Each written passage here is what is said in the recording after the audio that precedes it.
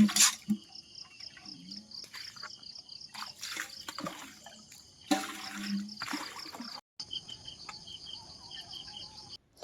Friends, ഇന്ന് നമ്മുടെ ചാനലിൽ ഒരു സ്പെഷ്യൽ നാടൻ വ്ളോഗാട്ടോ. സാധാരണ ഒരു ഞായറാഴ്ച ദിവസത്തെ സാധാരണ രീതിയിലുള്ള ഒരു ഡേ ഇൻ മൈ ലൈഫാണ് ഞാൻ വീഡിയോയിൽ ഉദ്ദേശിക്കുന്നത്.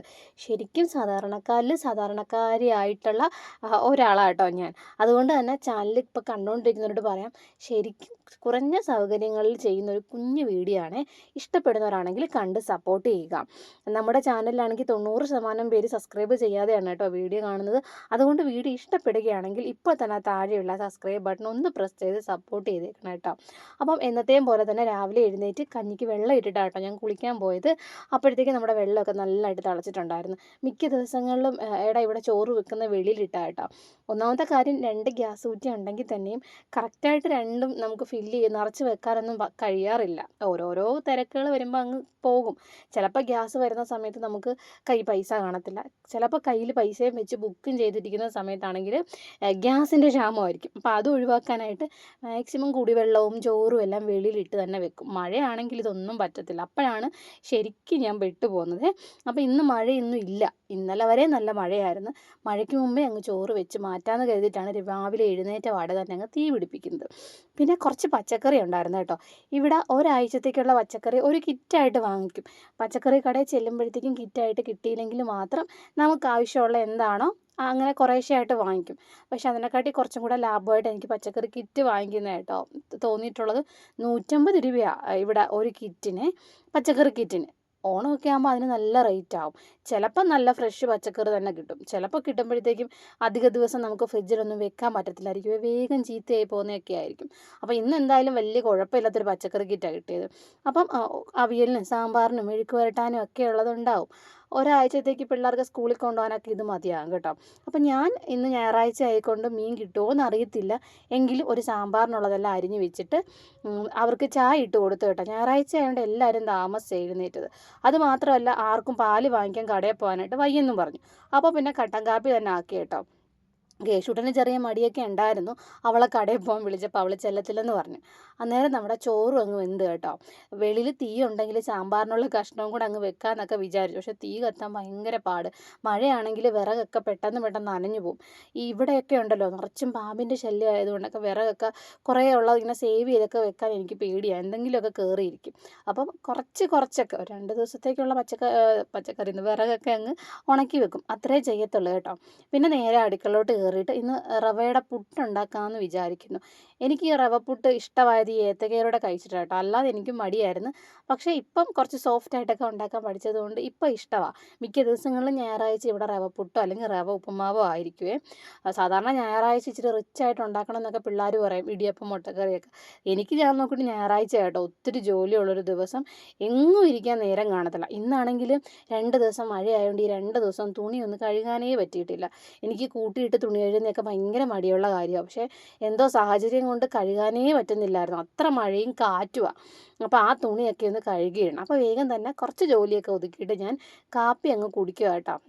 റവപ്പുട്ടും ഏത്തയ്ക്ക പുഴുങ്ങിയതും. അതിനുശേഷം ഞായറാഴ്ച ഒരു ദിവസമാണ് നമ്മുടെ പെണ്ണിൻ്റെ തല പേരൊക്കെ ഈരിക്കൊന്നിട്ട് ഷാമ്പൂ ഇട്ട് തലയൊക്കെ തേച്ച് കഴുകുന്നത്. ചില ദിവസങ്ങളിൽ എന്തെങ്കിലും ഹെയർ പാക്കൊക്കെ തലയിലിട്ട് കൊടുക്കും. പക്ഷേ ആൾക്ക് 2 ദിവസമായിട്ട് നല്ല ചുമയും കഫക്കെട്ടും ഉള്ളതുകൊണ്ട് അങ്ങനെയൊന്നും ചെയ്തില്ല കേട്ടോ. പിന്നെ ആ പച്ചക്കറി അരിഞ്ഞത് കുറച്ച് ഞാൻ വെള്ളത്തെ അടുപ്പത്ത് വെച്ചെങ്കിലും തിളച്ചൊന്നും കിട്ടിയില്ല. പിന്നെ അത് നേരെ പൊക്കി ഗ്യാസിലോട്ട് വെച്ചിട്ട് കഷ്ണമെല്ലാം വെന്ത് വന്നപ്പോഴത്തേക്കും കുറച്ച് മഞ്ഞൾപ്പൊടിയും കായപ്പൊടിയും ഉലുവാപ്പൊടിയും കൂടി ഇട്ടിട്ട് നമ്മുടെ തക്കാളിയും വെണ്ടയ്ക്കയും മുരിങ്ങയും കൂടെ ചെത്തിയിട്ട് വേവിച്ച് വെച്ച പരിപ്പും കൂടി ഇട്ട് നല്ലോണം അവിടെ നിന്ന് തിളച്ച് വരുമ്പോഴത്തേക്കും കുറച്ച് മല്ലിപ്പൊടിയും മുളക് പൊടിയും കൂടെ മൂപ്പിച്ചങ്ങ് ചേർത്തിട്ടാണ് കേട്ടോ ഞാനിവിടെ സാധാരണ സാമ്പാർ വെക്കുന്നത്. സാമ്പാർ പൊടിയുടെ ഉപയോഗം വളരെ കുറവാണ്. ചിലപ്പോഴേ ഉള്ളൂ. മിക്കപ്പോഴും സാധനം വാങ്ങിക്കുമ്പോൾ ഈ സാമ്പാർ പൊടിയൊക്കെ മറന്നു പോകും. അങ്ങനെ ഉപയോഗിക്കാറില്ല സാമ്പാർ പൊടിയെ. അപ്പം അങ്ങനെ ആ സാമ്പാറും കൂടെ വെച്ച് കഴിഞ്ഞപ്പോഴത്തേക്കും ആണെങ്കിൽ പടവലങ്ങ ഞാൻ കൊത്തി അരിഞ്ഞ് വെച്ചിട്ടുണ്ടായിരുന്നു.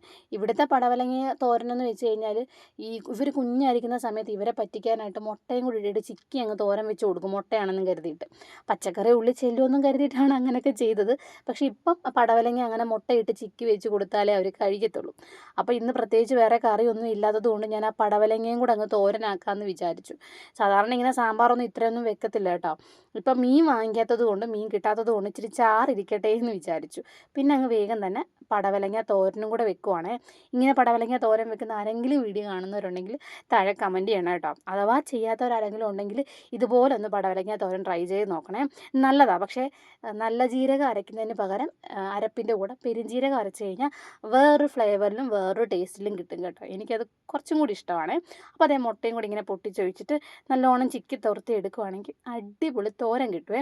എന്നിട്ട് ഞാൻ വേഗം തന്നെ കുറേ തുണി കഴുകാനുണ്ടായിരുന്നു. കുറേന്ന് വെച്ചാൽ കുറേ. അതിൻ്റെ ഇടയ്ക്ക് അവളുമായിട്ട് വഴക്കിട്ട് ഒരു ബേസിനും പൊട്ടിച്ച്. തുണിയും കഴുകിയിട്ട് വന്നപ്പോൾ നമ്മുടെ കേശൂട്ടൻ കുറച്ച് ഹലുവ മുറിച്ച് തരുമോയെന്ന് ചോദിച്ചു. അപ്പം ഞാനോർത്ത് എല്ലാവർക്കും എങ്കിലും ഇച്ചിരിച്ച് ഹലുവ അങ്ങ് മുറിച്ച് കൊടുത്തേക്കാന്നേ. കരിക്കിൻ്റെ ഹലുവയില്ലേ അതാ കേട്ടോ. ഈ ഇടയ്ക്ക് നമുക്ക് ഗസ്റ്റ് വന്നെന്ന് പറഞ്ഞില്ലേ, അവർ കോഴിക്കോട് നിന്ന് കൊണ്ടുവന്നതാണ് ഹലുവയും ചിപ്സും കൂടെ. പക്ഷേ അടിപൊളി ടേസ്റ്റ് ആയിട്ടോ, വെറൈറ്റി ടേസ്റ്റ്. ഞാൻ ആദ്യമായിട്ട് കഴിക്കുവാണേ. അങ്ങനെ അവർക്കത് കൊടുത്തു കഴിഞ്ഞിട്ട് അടുക്കളയൊക്കെ ഒന്ന് തുടച്ച് വാരിയിട്ട് കേട്ടോ. ഇനി എനിക്ക് എൻ്റെ ജോലിയിലോട്ട് കയറണം. നല്ല വെയിലാണ്. അപ്പോൾ കുറച്ച് വിറകുമൊക്കെ ഞാൻ പെറുക്കി അങ്ങ് വെയിലത്തോട്ടിട്ടിട്ടുണ്ട്. പിന്നെ ഞങ്ങൾ തിരിയൊക്കെ കെട്ടിക്കഴിഞ്ഞിട്ട് ചോറും ഉണ്ട്. ഒന്നൊരു ഉച്ചകറക്കം കഴിഞ്ഞിട്ടാണ് എനിക്കിനി ബാക്കി ജോലിയൊക്കെ ഇരിക്കുന്നത് കേട്ടോ. അതായത് വൈകുന്നേരത്തേക്ക് ഉച്ചരത്തേൻ്റെ കറി കുറച്ചൊക്കെ ബാലൻസ് ഉണ്ട്. വൈകിട്ട് ഇനി ഒരു മുട്ടയും കൂടെ പൊരിച്ചു കൊടുത്ത് ഇവരുടെ കാര്യങ്ങൾ നടത്തിയെടുക്കണം. വൈകിട്ടും കടിഞ്ചായ തന്നെ. ആരും പാല് വാങ്ങിക്കാൻ പോവില്ല, എല്ലാവർക്കും മടി തന്നെ. അപ്പം ഞാൻ എന്ത് ചെയ്തു, കടിഞ്ചായ തന്നെ ഇട്ടിട്ടുണ്ടേ. അങ്ങനെ നമ്മുടെ കേശുടനും അവരോടെ കളിക്കാൻ ഇറങ്ങിയിട്ടുണ്ട്. ഇത് എന്ത് കളിയാണെന്നൊന്നും എനിക്കറിയത്തില്ല, നിങ്ങളൊന്ന് കണ്ടു നോക്ക്.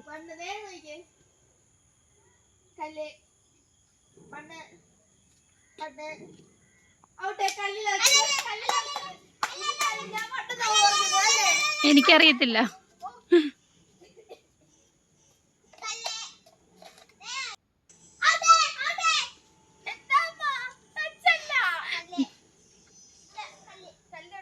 അങ്ങനെ കുറച്ച് നേരം കളിയും കണ്ട് അവിടെ ഇരുന്നിട്ട് നേരെ പെരയ്ക്കാൻ വരാനായിട്ട് ഇറങ്ങി കേട്ടോ. സാധാരണ ദിവസം അവളാണ് ഈ തൂത്ത് വാരുന്നത്. ഇന്ന് അവൾ കളിയിലായതുകൊണ്ട് അവളെയും വഴക്ക് പറഞ്ഞ് ഞാൻ ആ ജോലി അങ്ങ് ചെയ്തു കേട്ടോ. ഇനിയിപ്പം മുറ്റവും തൂത്ത് വിളക്കും കൂടെ കത്തിച്ച് കഴിഞ്ഞാൽ ഇന്നത്തെ എൻ്റെ ജോലികളും വിശേഷങ്ങളും ഒക്കെ തീർന്നു കേട്ടോ. അപ്പം നിങ്ങൾക്ക് ഇതുപോലുള്ള നാടൻ ജീവിതശൈലി വ്ലോഗുകളും അടുക്കള വിശേഷങ്ങളും കാണാൻ ഇഷ്ടമാണെങ്കിൽ ചാനൽ സബ്സ്ക്രൈബ് ചെയ്യാൻ മറക്കല്ലേ കേട്ടോ. അടുത്ത വീഡിയോകൾ മിസ്സാകാതിരിക്കാൻ ബെല്ലൈക്കണും കൂടി ഒന്ന് എനേബിൾ ചെയ്തേക്കണേ. അപ്പോൾ എൻ്റെ ഇത്രയും വിശേഷങ്ങളെ കേട്ടോ. സാധാരണക്കാരെ ഒരു വീട്ടമ്മയാണ്. അപ്പം നിങ്ങൾക്ക് എൻ്റെ വീഡിയോ ഇഷ്ടപ്പെട്ടെന്ന് വിചാരിക്കുന്നു. അടുത്ത വീഡിയോ ആയിട്ട് വരുന്നതുവരെ tata bye bye, see you. Okay.